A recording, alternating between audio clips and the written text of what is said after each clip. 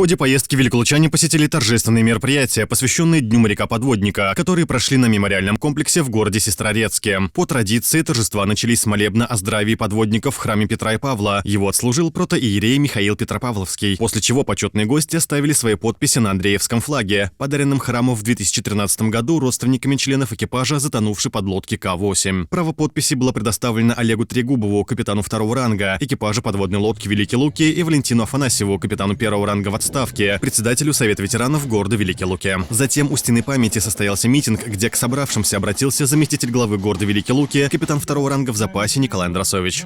Здесь чтят и помнят память подводников, тех, кто погибли за нас с вами, тех, кто, выполняя свои боевые задачи, приказ Родины выполнили с достоинством и честью, и мы должны помнить о них.